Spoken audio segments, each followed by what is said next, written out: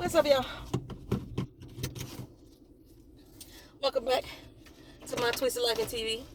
I am Poetry. You are here for a travel and talk Thursday. Only because I want to. Only because I want to. I am leaving the VA hospital right now. About to head to my acupuncture next. Then I gotta make a run to Home Depot to get some boxes, and my mama wants some trash bags. She likes to pack her clothes and stuff in the trash bags instead of boxes. I guess it's more convenient. It's more not as expensive. You get more baggage out of it, and if you can protect the clothes from being wet. I just hate carrying them, some of the suckers.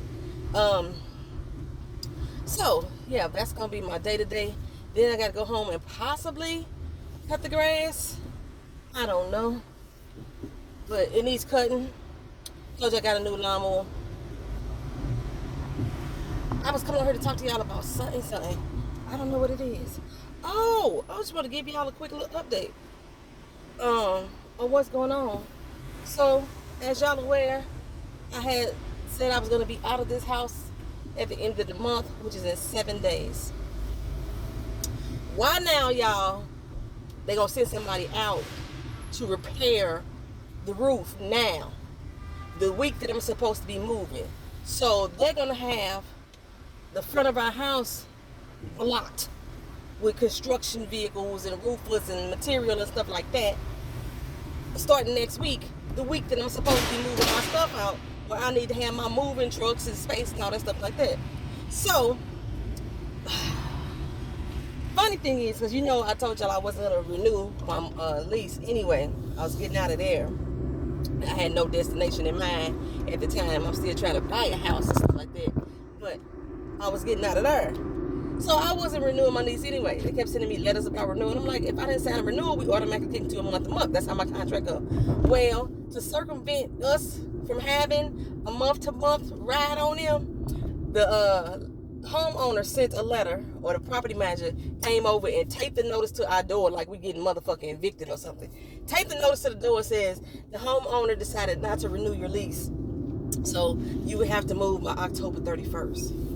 We wasn't renewing the lease anyway. We had already made that decision. Lady, what you talking about? But y'all gonna word this like y'all decide we ain't gonna do this with you no more. Whatever. I wasn't renewing the lease with you anyway. Y'all the one sent me 5 motherfucking emails about you ain't signed your lease yet. You haven't renewed your lease yet. You ain't renewed your lease. And every time you send one asking about renewing the lease, like, when y'all gonna fix the roof? When y'all gonna fix this? When y'all gonna fix that? That's what I did, right? So that's where we at. So really now we have until October 31st to get out of there. However, I still wanted to be gone by next week. I've already taken off work for that time frame. You know what I mean? I've already taken off work. Oh, her abs look good. Damn, girl. Her abs is fire. One day I'm gonna get my abs back like that. One day. So, y'all know I've been trying to get this house. Thank you, Paula, for the positive shout out, the positive prayers for the house that we want. Somebody put they accepted a bid from another person. Like I said, we still thinking it's ours. That's how we feel about it right now. But they accepted a bid from another person right now, so the property is pending under them. But remember, if y'all watch my Travel Talk Tuesday, I mentioned that now my mortgage lender, the people I was trying to finance through, is telling me that my student loans are in default. And I'm like, no, they're not. My student loans in deferment, right? And Ken Dom gave me some excellent advice. If y'all ever had issues with your student loans actually being in default and you want to resolve some shit with them, he put it underneath the other video. So go over there to that and watch that video and read the comment section. You can find out how to resolve that. My case is totally different. So the lady finally sent me a copy of the report. First of all, they do things differently here in Florida. When I got my first house, if there was something showing on my credit report that may be causing an issue for me purchasing the home, the person that I was working with, the lender, sat down with me and we took all steps together to try to resolve that matter. Whether it was writing a letter, to a company, or just filing a claim back with the credit bureaus or whatever it was, or just giving me steps, like if I needed to pay something off real quick, how to do that properly. That's how they did that, okay? These people are like, well, you got this on your report, so you need to figure that out. You got this on your report, you need to figure that out. Now, one of the things they told me was to pay off, she said I either pay off my PayPal account, or if I got to pay off my credit card. I only have one credit card, right? I've been having my PayPal account and my credit card since 1996. I bought my first house in 2005. My credit card, my PayPal account was the issues then, and my balance has really been around the same. It really been. Actually, my credit card balance is not less because I paid off half my card, and I told them to reduce my credit limit to prevent myself from having spending habits that I couldn't control. That's what I did. So my credit is actually a lot less than what it was then, but okay. And I'm like, well, if I needed to pay any of those 12, there's no problem. I got that, right? However, she said, like, about the student loans being in deferment. Being in default. And I'm like, no, my student loans in deferment. And I sent her copies of the letters when my student loan deferment ends, what have you. Everybody at this point in time in life was on a COVID deferment. So, no, my stuff ain't in default, right? And she's like, so when I got the copy of the report, I looked through there, and I'm like, the one that she keep telling me is in default, I'm like, that ain't mine. And she's like, what do you mean it's not yours? You don't recognize these letters? First of all, bitch, don't treat me like I'm lying to you. They're not mine, okay? And she kept saying it. So you don't have any idea where this came from? Lady, this account says it was open September of 2018. That's the year that I moved to Florida. I had graduated from college 3 years prior to that. My daughter wasn't in school. My daughter didn't take out any parent loans because for her first few years of college, I paid cash for her tuition. She had financial aid to pay for part of it, and what was not covered by financial aid, mama paid for. We didn't do student loans for my daughter. Okay, so if we wouldn't have did a parent loan anyway. So I'm like, they not mine. I say, my student loans are in deferment. I sent you copies of it. And so we going through the report. She said, oh, yeah, I see your student loans right here. But it's still one here that says it's in collections in default. Ma'am, how many times I got to say that's not mine? Okay. And what you should have done at this point is say, this is what you need to do to get this resolved. That's what should have happened, right? You would think. When you have just been told by your client that this transaction is not yours at all, you could not have started a student loan account in 2018 because I was not even in school. Okay, and then as I'm going through the report as well, the credit card that she was actually referring to me paying off wasn't mine either. The credit card was with the same agency that I have my credit card through. However, this account was started in 2020, last year. It's not mine. I opened up an Ulta Beauty account this year for $67, and I paid it off in a week of me buying and stuff. But between last year, after COVID began, and now, there has been 5 different accounts open in my name, and they're all in default. And these are the ones that she's telling me I need to pay off. And I'm like, ma'am, they're not mine. I didn't open up any new accounts. I haven't opened up any new accounts other than that Ulta one since I moved here. Not true. I did a Best Buy, and the Best Buy one wasn't even on her. That was for $500. When I bought my big TV when we first moved here, that was in December 2018 when I did that. That's not even shown on the credit report. But everything else is showing happened in 2020, and then the one in 2021, and then the student loan from September of 2018. No, ma'am, Pam, that's not me. So, the fact that, y'all let me know if I'm wrong, if y'all mortgage lenders or something, and things have changed. The first time I bought my house was 2005. So, if things have changed, y'all let me know. The fact that her website, I was referred to her by the real estate agent that I was working with. Her website says, we're going to make sure we get you into a home. We're going to do whatever we need, whatever it takes to make sure to make this process go smoothly. But when it came to me, homegirl was like, you need to pay that off, and you got defaults, and you need to figure it out. That's basically the whole conversation. And I was like, they not me. And then she, instead of her saying, okay, this is what you need to do when you have accounts on here that's not yours, she's saying, oh, you sure? You don't recognize the company? You don't recognize them letters? How many times I need to say it ain't me? So at this point now, I'm feeling like, I don't know if I want to work with her. No, I don't feel like, I don't know. I don't want to work with her. I need somebody that's going to be riding for me. Just fell out my damn face. I need something that's going to be riding for me. You know, so somebody that's going to be riding for me. So I went back and told my real estate agent. Now, the real estate agent that I'm using happened up on her, right? I was working with this guy, and me and Keena, like, really liked this guy's vibe. Plus, he was cute. So I was like, I really want to work with him, right? Because he was cute to look at, too. So he could show me a house anytime, right? And he was cute behind the mask, y'all. He'd probably take that mask off and have all kind of gator teeth. You know what I'm saying? Just like a whole fence in his mouth. A rickety, falling down stuff. He could have, but I didn't know because he looked cute with the mask on. Anywho. Well, I met this chick because I was like, we still go look at houses on our own, and she was actually in a property showing a house, and the house that they showed us, man, it had flies. It was dead flies everywhere. Flies. I'm like, why would y'all be showing it to somebody? And it's almost like they didn't know that the house had flies, but you could clearly smell, because it was an open house, you could clearly smell the fresh bug spray that had been put down. Or at least I got a very sensitive nose. Very sensitive nose. I could smell that bug spray from a mile away. I'm like, ooh. However, I ended up talking to her again because she just started sending me random houses to look at.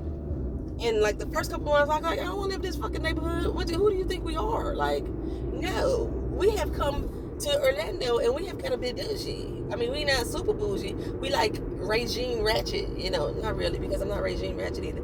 I'm like somewhere between ratchet and bougie. Bouchado? Is that it? I'm a little bit bouchado, what I'm saying. It's certain things that I don't want to tolerate in life. Like motherfucking police ride down my street all the time, arresting a motherfucker, gunshot blazing off in the middle of the night, me getting robbed, my car getting broken into all different times of the day, homeless people on the corners just hanging out in random spots, people who selling drugs, people who selling booty and body. I don't want to live around that type of environment any longer. I know I be saying I miss my people, and in most cases that's where a lot of my people live because of poverty. And you know, this structure of society has placed us in these type of positions, but those are not the type of my people that I want to every day convene with, unless I'm there to try to help them up and out of the situation and make their lives a little bit better. You know, like I communicate with all sorts of people, all walks of life, but where I want to live and rest my head, I need peace. So I was like, a lot of the places she was giving me, I was like, no ma'am, I can't do it. Okay, so anywho, she started giving me better houses, and she's the one who found the house that me and Keena absolutely fucking love. She's the one that found the house. So I was like, okay, I'm gonna work with her, because I haven't talked to my boy, the cute one. You know, I haven't talked to him in a few months because like I was going through the situation at work when my paycheck still wasn't right. My paycheck still has not been corrected. It's what? September, going to October now. Still trying to get my pay corrected from June. I have never worked with somebody who like this, who just fucks with people money and don't give a fuck about repairing it. I really think, at first I was just thinking it was intentional, but I'm starting to think that he may be getting into his senility time. And he really is not remembering that the fuck that he didn't do what the fuck he said. And then when you confront him about, hey, you said you was going to do this, he gets offended because he feels like he's been attacked. Because, you know, that happens with a lot of people. They forget stuff, and then you say, hey, you forgot this. And they go, no, I didn't. You know, that's where I think he's at. That's where I'm okay. Anywho, so what my thing was, okay, well, I was getting to the point with her. So when I explained to her everything that was going on with the credit issue situation, because at first she was like, well, she can't get you qualified based off of a default student loan, then we're going to find somebody else who will, right? That was the first thing she said, which I found no problem with that.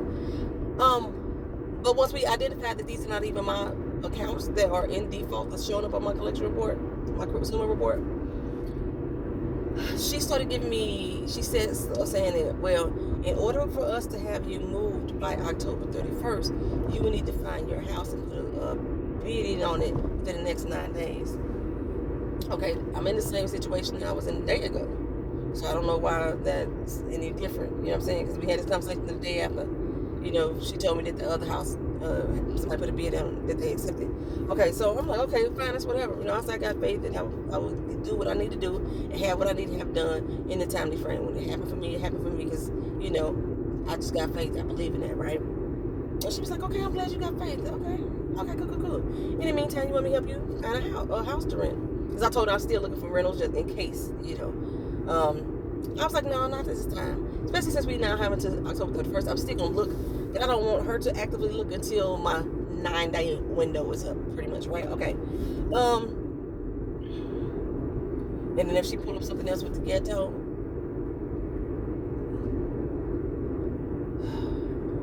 not the ghetto, impoverished areas again, I'm going to scream. But, however, I don't even know if I want to deal with her any longer. Just like I said, she was trying to give me alternate ways. Y'all tell me what y'all think. One of her alternate suggestions was to put the home loan in my daughter's name.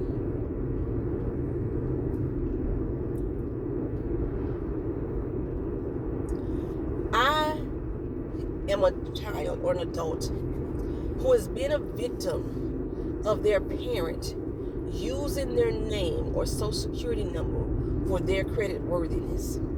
When I turned 18, I had so much bad credit because telephone bills and cable bills, bad checks and shit written in my name by a parent.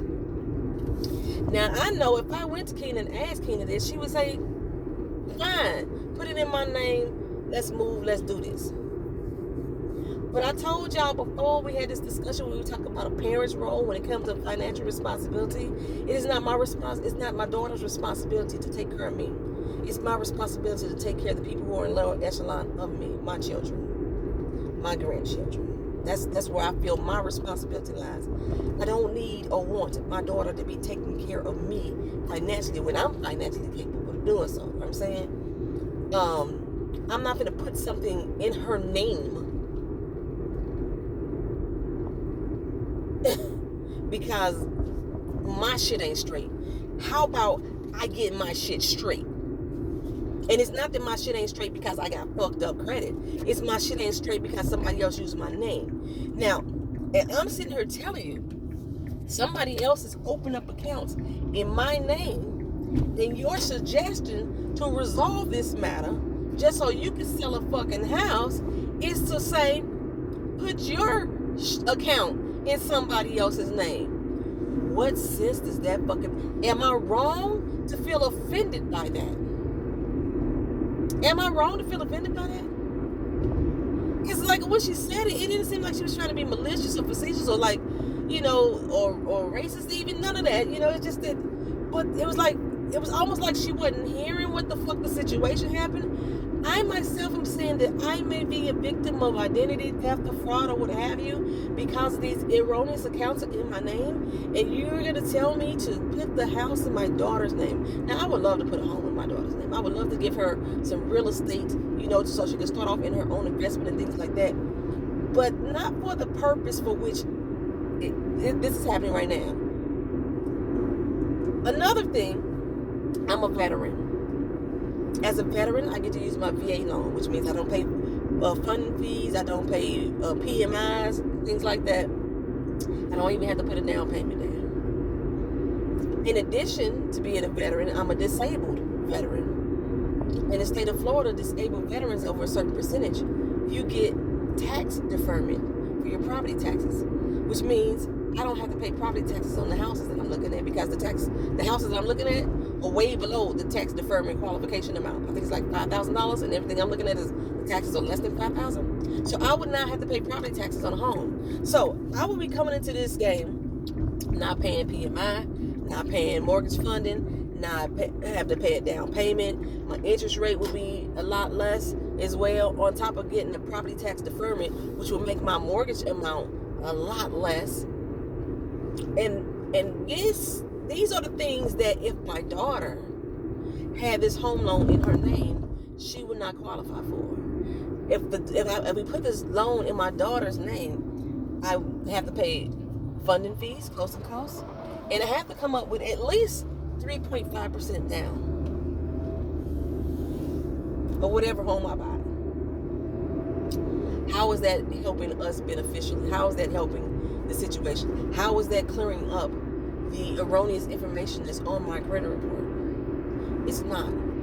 I am not in desperate measures. I think that's what they're playing on, because I said I want to move by a certain time. That I said that I'm leaving this house by this particular date does not mean that I want to do something so drastic just to get the change to happen that I'm going to sacrifice my daughter's credit by using her information. In addition to all the benefits that I would have, we would no longer be able to use. That's money in the bank. I'm all about smart money choices. Like I say, now, like putting a home in Keena's name, that sounds good for Keena as far as investment things, but I'm the one that's solely responsible for paying the mortgage. I'm not asking my daughter for money. She ain't got to put in no fucking rent, because this is my house. Okay? So if something should happen to me, if I go through another situation at work where they don't pay me for whatever reason, this is what a third or fourth time having a situation like this where my income doesn't come in. The whole time that my foot was broke, I didn't have any income coming in from my disability check. Luckily, I had savings that I was able to afford those 4 months without having income coming in, because I wasn't getting paid. But what if something happened like that again? My daughter is self-employed right now, She's a gamer. All the income that she's making is off of gaming. She can't afford to pay no house by herself. But now this house is in her name. And if for some reason things didn't work out at work, or I didn't bounce back like I'm supposed to, something happened with their savings, and then the house happens to go into default, then it would be on her. And her credit's not fucking up. So when she's ready to get out in the world and have a family and have a house, or just have a house by herself, even if she chooses not to have a family, her shit fucked up. I never, ever, ever, ever have used my daughter's name for a telephone bill, a cell phone bill, a light bill, nothing. I don't even ask my daughter, like, hey, can you let me borrow such and such until I get paid. I think the one time that I did ask her for something is because I forgot my damn debit card. And hell, I went home and I zailed her the fucking money right back right then. No, I'm not going to depend on my child like that. Not while I'm able-bodied. There may be a point in life that I'm not going to be able-bodied and sound-bodied by, that she may choose to be financially responsible for me or take care of finances or what have you. This ain't the day. This ain't it.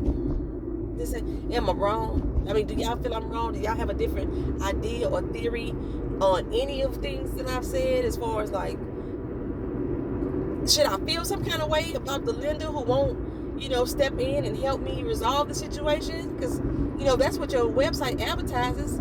You do what it takes to make this process smooth for you, the next person, and make the process easy, is what the exact wording on her website says.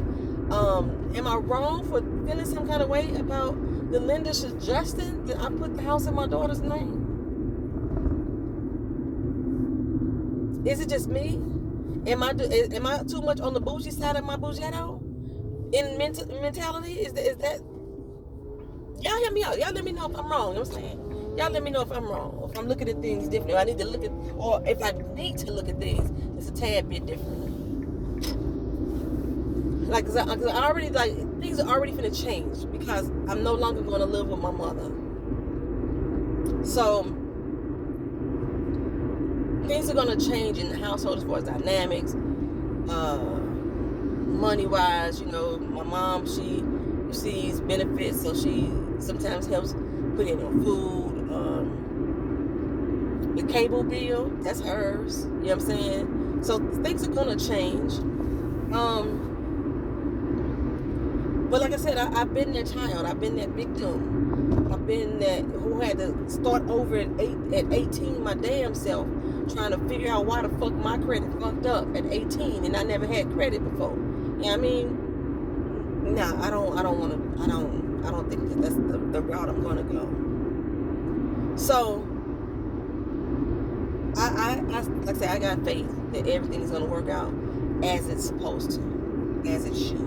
I'm almost at my doctor's office. I think it's the past this next light. It's past this next light. So, years ago, Tina B had told me I should have started a podcast. And I was like, I just don't know about a podcast. But lately, y'all, I have been feeling I need to start a podcast. Or I want to start a podcast. And I actually want to do it with 2 other YouTubers. I just don't know how to like coordinate my life to make sure that they don't feel slighted in this process. And I haven't even brought it to them. But I want to talk about things like relationship issues, dealing with parents. There was a video I shared the other day on the community board from Erica De Niro TV, and she was just speaking towards dealing with parents who are very narcissistic and do things that don't seem to have your what word am I looking for? What phrase am I looking for? Your best interest at heart. It's like they take so it's things like that that I really want to put into the podcast itself. My lips are dry. I haven't put on it yet.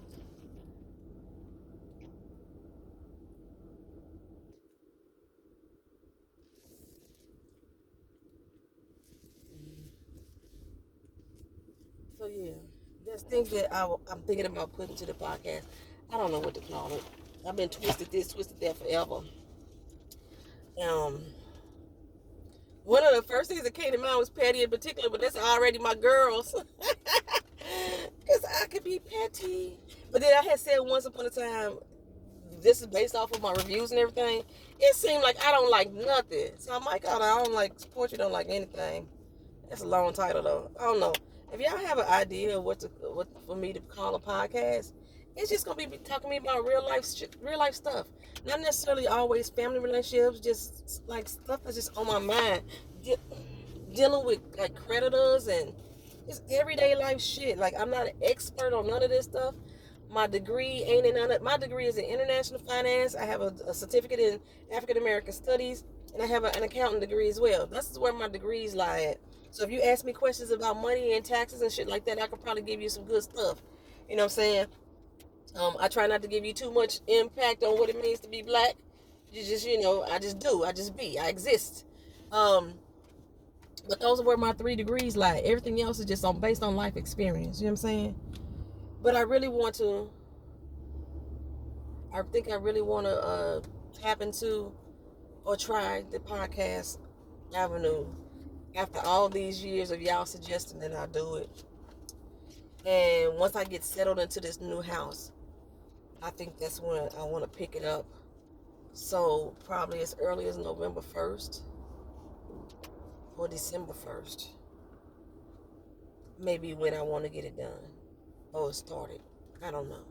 I'm probably going to end up doing another live stream here on YouTube before I really get into it. I kind of want to set up, what is that doggone show? I don't want to say the Breakfast Club. Like Dish Nation, I guess. Where we can we can see it as well as people can listen to it. It's kind of like a setup like that. But we'll be from 3 different homes. All of us are on the same coast, though, the people that I want involved. We're all on the same coast. We're all in the same age group. We're all the same race. But I think just listen to our conversations, watching their channels, we have very different backgrounds.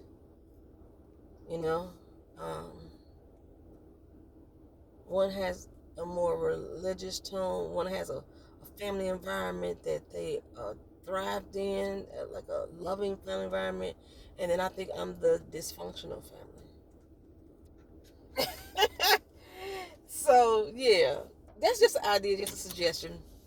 And it's going to be funny because I know the 2 people that I'm interested in doing this with, they probably going to comment on this video not realizing that they the 2 people that I'm talking about. Anywho, that's it, y'all. Let me get to this doctor's office. I'm supposed to be in here. Oh, I got 8 minutes. I'm finna go in here right now. But my camera about to run out though of time. So thank y'all for watching. Thank y'all for being here. This has been a bonus video, Travel and Talk Thursday. See you next video. It's gonna be Queen Sugar. That's another thing how I want to probably do it. I might like take topics from TV shows that we review or watch and then expand on them. That's another idea for the podcast.